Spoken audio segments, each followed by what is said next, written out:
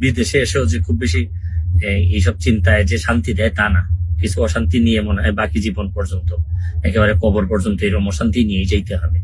আমার জীবনে অনেকগুলা ভুল সিদ্ধান্ত, ভুল কাজ আছে আমার জীবনে। আমি মানুষ হিসেবে অনেক ভুল করছি।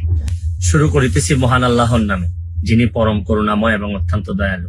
নিউ ইয়র্কে এসে পৌঁছাইছি। এখন নিজের ভাগনার গাড়িতে করে আমাকে আমার বোনের বাসা থেকে নিয়ে যাচ্ছে আমার মা যে বাসায় থাকেন এই বাসায়।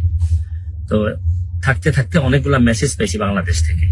যদিও এটা নিয়ে খুবই আমি চিন্তিত ছিলাম, বা কথা বলা দরকার আমি ভাবতেছিলাম, বিভিন্ন কথাবার্তা হয়। এটা আসলে আমি আপনাদের কাছে মানে আল্লাহর হস্তে চাই যে এটা বন্ধ করতে হবে। এটা যদি বন্ধ না করেন, মানে অনেক মানুষের অনেক নির্যাতন হয়, অনেক কষ্ট হয়।